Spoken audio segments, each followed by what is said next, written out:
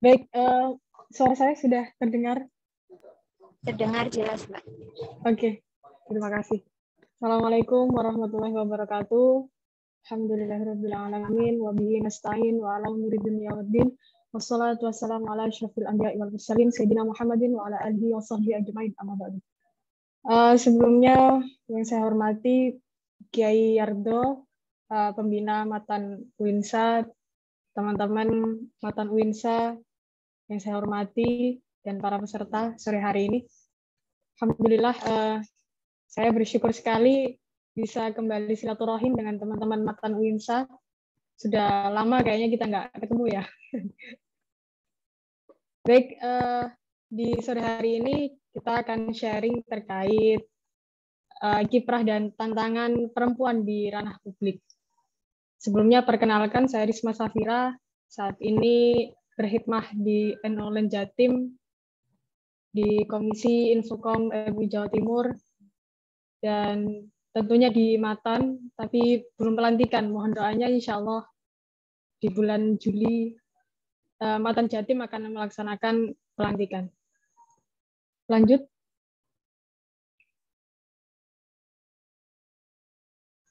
Next, Mas Ari. Next. Baik, pertama-tama saya mengajak teman-teman di sini untuk mengulas kembali sejarah di zaman dahulu, yaitu dengan melihat kiprah-kiprah dari para bunyai kita. Yang pertama ada Bunyai Nur Khadijah. Beliau adalah istri dari Mbah Bisri Syamsuri. Beliau ini yang berinisiatif pertama kali untuk mendirikan pesantren putri. Jadi pada tahun 1919 berdirilah pesantren putri pertama, yaitu di Pondok Pesantren Mambaul Ma'arif dan Anyar Jombang. Meskipun waktu itu kaum perempuan ini belum lazim untuk mengenyam pendidikan dan apalagi menyandang status sebagai santri. Namun Bunyai Nur Khadijah tidak putus asa, beliau tetap berupaya untuk memfasilitasi pendidikan untuk kaum perempuan. Dan di masa itu juga awal perjuangan emansipasi sosok ibu nyai dan santri perempuan di bidang ilmu keagamaan. Kemudian di sebelah kanannya ada Bunyai Hajah Solihah. Beliau adalah Ibu Gus Dur. Ibu Gus Dur, kemudian juga putri dari Mbah Bisri dan Mbah Nyai Nur Khadijah. Suami beliau adalah Kiai Wahid Hashim. Bunyai Solihah ini aktif di Muslimat NU sejak tahun 1950 sampai beliau wafat. Selain itu, beliau juga politisi sebagai legislator di DKI Jakarta, kemudian DPR GR dan MPR. Tidak hanya itu, dalam hal rumah tangga, beliau juga sepeninggal wafatnya Kiai Wahid Hashim, beliau mengambil alih semua peran Kiai Wahid Hashim dengan menghidupi, membimbing, dan menafkahi anak-anaknya. Kemudian ada sosok yang tidak asing bagi kita, yaitu Neng Yeni Wahid. Jadi 3 foto ini masih berhubungan keluarga yang erat gitu. Nah, Neng Yeni ini kita tahu bahwa beliau putri Gus Dur gitu. Beliau juga menjadi jurnalis senior, pernah menjadi komisaris di salah satu BUMN, dan sampai saat ini menjadi direktur Wahid Foundation. Kemudian selanjutnya adalah Neng Nurul Hidayati atau Neng Abel. Beliau aktif di media sosial, di Instagram. Beliau juga founder dari Fikih Pernikahan dan Nikah Institute. Kalau kita lihat dari keempat sosok ini, ada bermacam-macam peran yang beliau lakukan, mulai dari pendidikan, kepesantrenan, kemudian politisi, jurnalis, dan penggiat media sosial gitu. Di sini juga mengartikan bahwa peran perempuan itu sangat bermacam-macam dan tidak terbatas. Lanjut.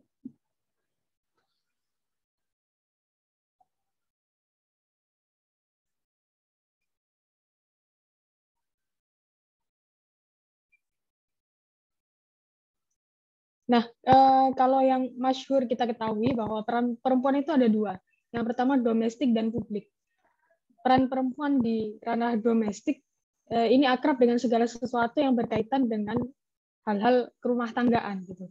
Kemudian yang publik ya kegiatan yang berhubungan dengan dunia luar atau halayak ramai. Kemudian apa saja sih peran perempuan di ruang publik? Sebenarnya bermacam-macam. Di sini saya menyebutkan beberapa, diantaranya dalam segi ekonomi. Perempuan ini bisa turut serta dalam family income generating dengan dasar kebutuhan atau pekerjaan yang membutuhkan mereka. Hal ini juga dibenarkan oleh Quraish Shihab yang mengatakan bahwa perempuan boleh bekerja dengan alasan pekerjaan tersebut yang membutuhkan dia atau dia yang memang membutuhkan pekerjaan tersebut. Dan dengan apa namanya? Dengan catatan pekerjaan yang dilakukan adalah pekerjaan yang terhormat dan tidak mengakibatkan dampak-dampak negatif bagi dia. Kemudian Syekh Mutawalli Asy-Sya'rawi juga memperbolehkan wanita atau perempuan untuk bekerja untuk mengetahui seberapa kemampuannya di ranah publik dan menggali potensi dengan syarat tidak mengabaikan kepentingan keluarganya, yaitu suami dan anak-anaknya. Kemudian perempuan juga bisa berperan dalam pembangunan untuk menyuarakan kepentingan-kepentingan praktis dan strategis yang nantinya akan kembali kepada kepentingan perempuan itu sendiri. Jadi mereka bisa berperan dalam mengambil keputusan yang memungkinkan dapat meningkatkan kualitas kinerjanya, perannya dalam ranah publik maupun domestik. Dan selanjutnya perempuan juga sangat memiliki peran yang sangat penting dalam pendidikan keluarga. Jadi perempuan turut andil dalam mencerdaskan kehidupan bangsa. Karena seperti yang kita ketahui bahwa Al-Ummu Madrasatul Ula, ibu adalah madrasah pertama bagi anak-anaknya, maka peran perempuan dalam hal pendidikan sangat strategis. Makanya perempuan harus berpendidikan tinggi dan cerdas. Lanjut.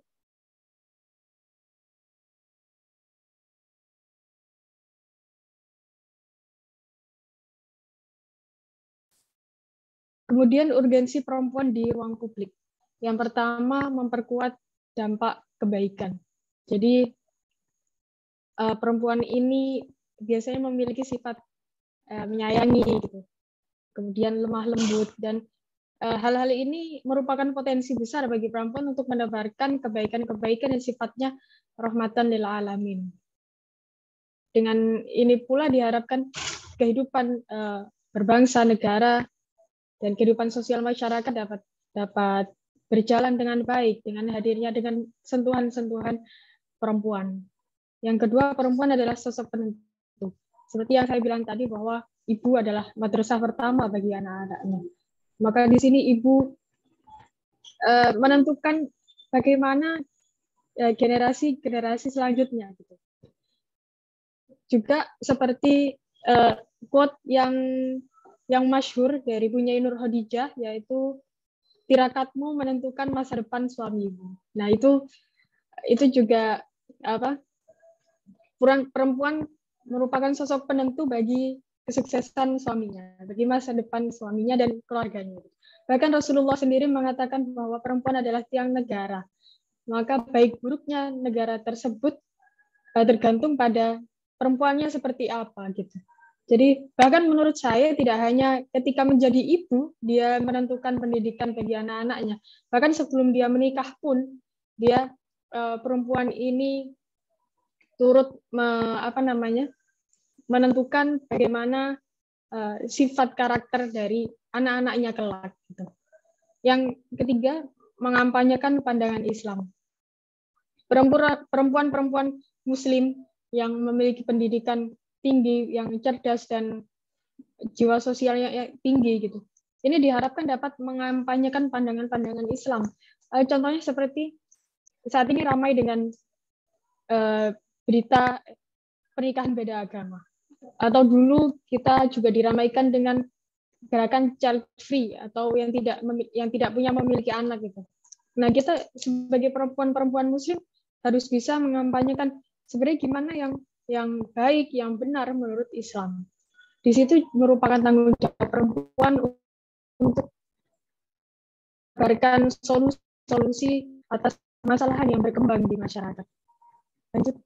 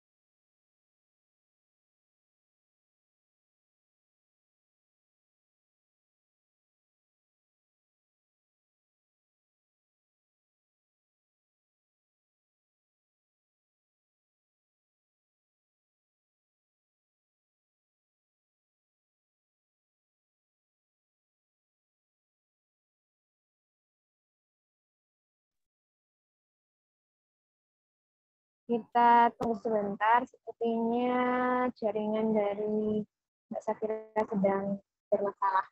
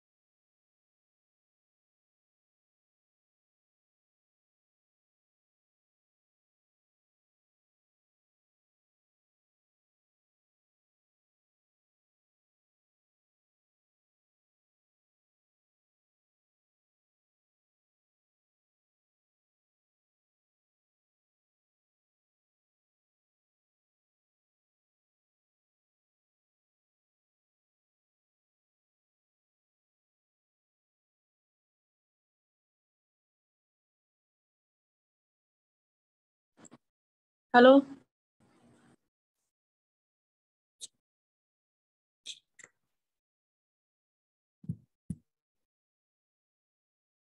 Suara saya sudah terdengar?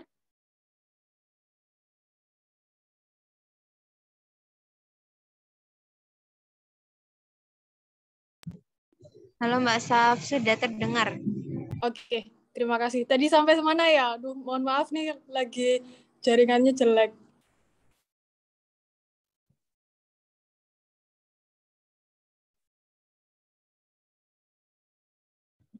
Tadi peran perempuan yang bahkan Rasulullah pernah dawuh perempuan adalah tiang negara, kemudian baik buruknya suatu negara tergantung dari perempuan.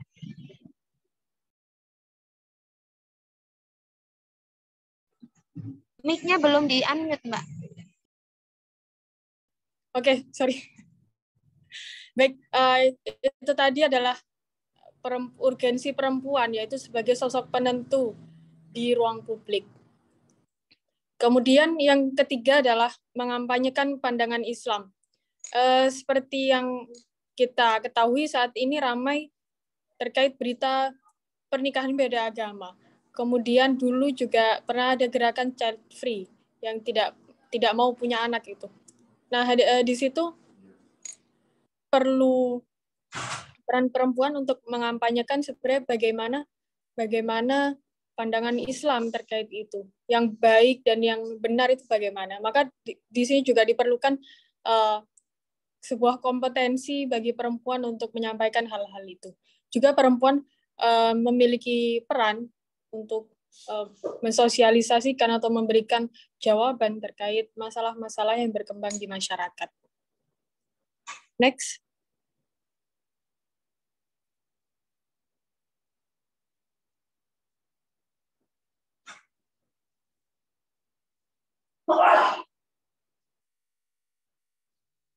Lanjut, Mas.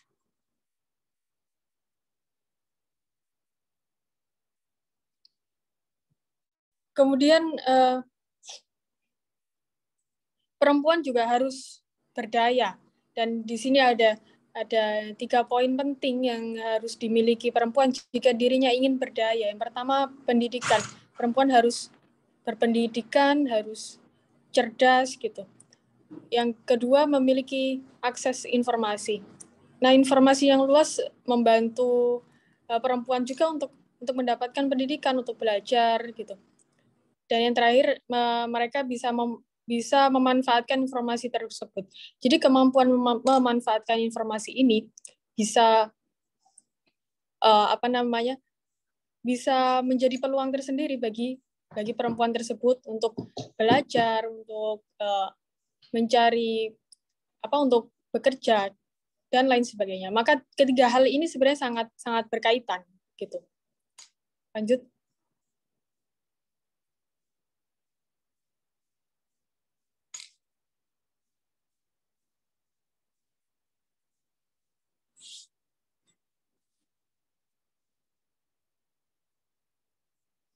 Dan kemudian tantangan perempuan di ruang publik.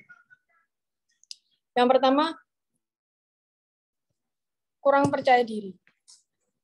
Nah, kurang percaya diri ini bukan berarti malu, tapi mereka kurang percaya dengan perspektif dan suaranya sendiri dalam menyampaikan ide serta pemikiran kepada orang lain. Gitu. Yang kedua, belum secara proaktif dan optimal mengubah stigma dan citra negatif. Kadang perempuan tidak berani untuk menyuarakan yang baik dan benar, namun tidak semua perempuan yang belum maupun sudah masuk ke dalam instansi atau ruang kerjanya memiliki kemampuan dan keberanian untuk mengubah stigma negatif pada diri seseorang maupun kelompok yang selama ini sudah dikonsumsi dengan lama gitu. Jadi kita para perempuan juga harus bisa mengubah stigma-stigma yang stigma negatif, terutama yang berkembang di masyarakat. Yang ketiga, peran perempuan dalam jabatan strategis masih minim. Memang di beberapa lini ya, utamanya di keagamaan itu kan peran perempuan masih sangat sedikit gitu. Tapi alhamdulillah di PBNU sendiri misalnya sekarang sudah mulai memasukkan para bunyai, para perempuan-perempuan yang memiliki kompetensi baik untuk mengambil peran tersebut gitu. Yang selanjutnya, jiwa kepemimpinan yang visioner, inovatif, kreatif dan tangguh yang masih tergolong lemah. Nah, seseorang yang tidak mempunyai jiwa-jiwa seperti ini, maka ia akan kesusahan untuk memimpin dirinya sendiri. Nah, kalau dia susah untuk memimpin dirinya sendiri, bagaimana dia mau memimpin di ruang publik gitu. selanjutnya perubahan zaman yang cepat dan dinamis. Jadi perempuan dituntut untuk lebih cepat untuk adaptasi dalam segala hal. Karena itu salah satu poin yang perlu ditekankan agar perempuan berdaya adalah memiliki akses informasi yang luas dan berpendidikan. Begitu. Mungkin itu dulu penyampaian dari saya. Semoga dapat dipahami dan semoga bermanfaat bagi teman-teman semua. Mohon izin saya benerin audio dulu ya. Saya off cam.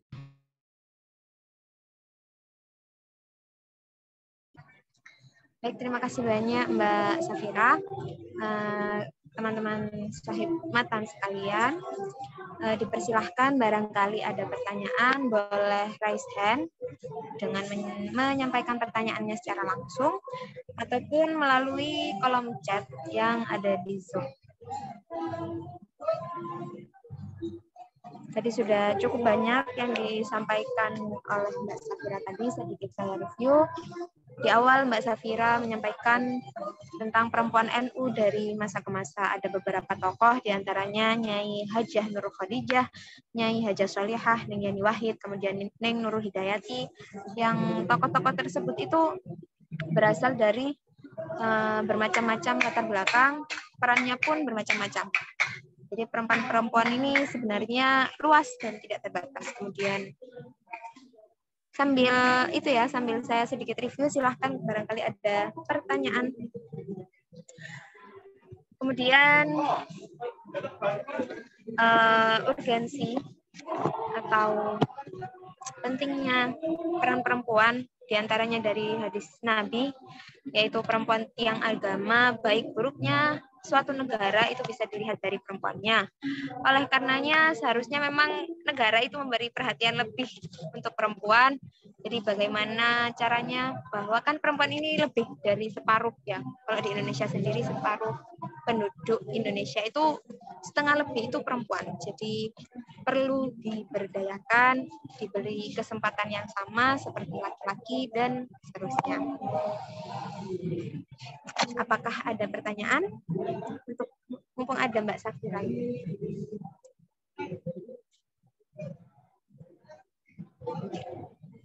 Saya mau bertanya. Oke, silahkan.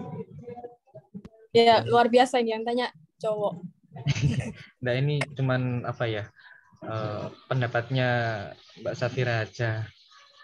Kan pengalaman-pengalaman dari teman-teman juga, aku kan tanya-tanya ke teman-teman, itu ada yang gini, dulu entar besok kamu mau pilih menikah dengan wanita berkarir atau wanita rumah tangga. Seperti itu. Kalau pandangan Mbak Safira gimana? Apakah ada perbedaan antara wanita karir sama wanita rumah tangga? Seperti itu. Terima kasih. Baik, langsung saya jawab ya. Ya, memang ada perbedaan antara wanita yang berkarir dan hanya ibu rumah tangga gitu. Contohnya yang bisa dilihat secara fisik aja. Kalau perempuan berkarir ya, kalau karirnya di luar rumah, itu ya pasti jarang di rumah gitu kan. Nah, tapi seiring dengan berjalannya waktu, sekarang dunia teknologi sangat berkembang dengan pesat. Maka para ibu-ibu ini bisa memanfaatkan hal itu untuk berkarir gitu. Jadi karir tidak harus di luar rumah. Nah, kalau tanya perbedaannya menikah dengan yang berkarir atau yang ibu rumah tangga, ditanyanya ke Mas Fahmi, ini sudah menikah kan ya? Ke Mas Fahmi aja gitu. Iya, Mas Fahmi. Tapi tentunya ya, Mas Fahmi bisa open mic nggak? Kita sharing-sharing aja. Halo. Habis ngetas cuma asin. Tapi tentunya ada apa ya? Ya ada yang berbeda. Memutuskan untuk berkarir atau menjadi ibu rumah tangga. Kalau berkarir plus menjadi ibu rumah tangga tentu double gitu kan. Nah, tapi insya Allah di situ kita dapat berkah yang banyak gitu. Karena selain berkhidmah untuk keluarga, kita juga mencukupi kebutuhan keluarga. Jadi tidak hanya suami. Jadi di sini ada sisi keseimbangan antara suami dan istri. Kemudian kalau menjadi ibu rumah tangga ya berarti seorang ibu tersebut full service untuk keluarganya, untuk anak-anaknya gitu. Memang ada perbedaan.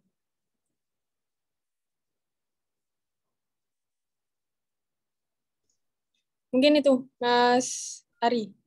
Oke, Mbak. Mbak Fira, barangkali ada tanggapan dari Mas Ari? Ada. So, pertanyaan lanjutan. Mbak Safira, saya izin tanya. Gak apa kan ya? Tadi kan untuk untuk perempuan agar berdaya yang dibutuhkan ada 3 hal. Yang pertama pendidikan, akses informasi, dan cara memanfaatkan informasi. Jadi apa sih Mbak yang harus dilakukan perempuan itu? Biar misalnya mengenal dirinya lebih, benar-benar mengenal dirinya, kemudian bisa memberikan manfaat seluas-luasnya. Iya. Oke. Bagaimana cara untuk mengenali dirinya sendiri dan memberikan manfaat seluas-luasnya? Ya, pertama kita harus mengenali potensi diri kita, bagaimana kita harus mengembangkan, karena kalau kita punya potensi, punya ilmu, tapi tidak dikembangkan dan tidak disebarluaskan, itu sayang gitu kalau cuman buat diri kita sendiri. Tapi sebaik mungkin kita harus menyebarluaskan kepada lingkungan kita. Dan bagaimana cara untuk kita bermanfaat kepada orang lain? Ini based on pengalaman saya. Kalau saya sih banyak mengikuti aktivitas yang berbau sosial, karena di situ saya bisa berinteraksi dengan orang banyak dan memberikan sesuatu meskipun itu sedikit gitu. Kenapa kok nggak saya misalnya membuat gerakan sendiri? Karena saya tidak punya tidak punya tidak punya keahlian. Kalau saya harus berdiri sendiri untuk bermanfaat untuk orang lain. Jadi salah satu cara yang saya lakukan adalah itu, mengikuti banyak aktivitas sosial yang berhubungan dengan orang banyak. Dan dari situ saya berusaha untuk sebaik mungkin bisa berkontribusi untuk masyarakat. Mungkin itu Mbak Tarika. Terima kasih banyak Mbak Safira. Karena sepertinya sudah tidak ada pertanyaan lagi. Nanti barangkali tiba-tiba ada pertanyaan, sepertinya bisa disambung ke Instagramnya Mbak Safira nggak ya? Siap, ya. Boleh. Selanjutnya untuk menutup kajian. Sebelum kita tutup, barangkali Mbak Safira ada closing statement atau pesan-pesan yang ingin dibuatkan. Belum doa. Monggo Mbak Safira. Baik, pesan-pesannya buat teman-teman, khususnya teman-teman Matan Winsa,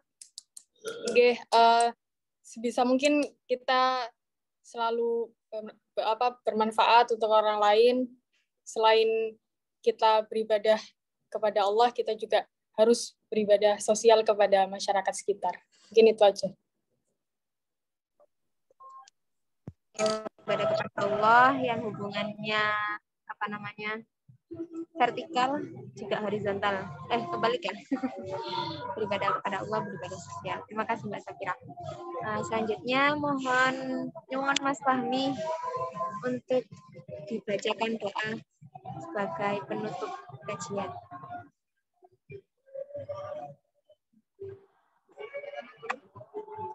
Fahmi ini Ketua PAC GPM Swer Kenjeran. Alumni Matan Winsa juga. Monggo Mas Fahmi. Maaf Mbak, Mas Fahminya lagi dipanggil sama orang tua. Oh, nggih. Ngapunten nggih. Mboten apa. Kalau Kalau begitu silakan Bapak Ketua Mas Ari untuk memimpin doa. Waktu dan tempat silakan.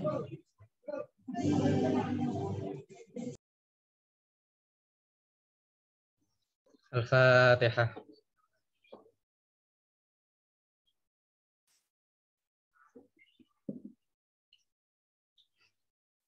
A'udzu billahi minasyaitonir rajim. Bismillahirrahmanirrahim. Allahumma shalli ala sayyidina Muhammad wa ala sayyidina Muhammad walhamdulillahirabbil alamin.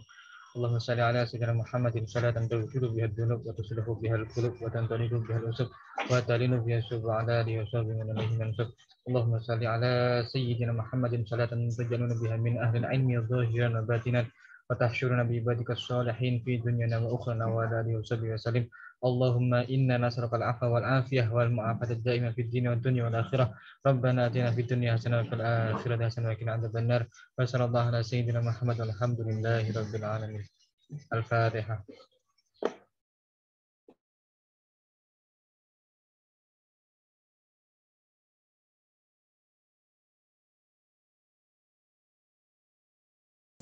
Amin ya rabbal alamin.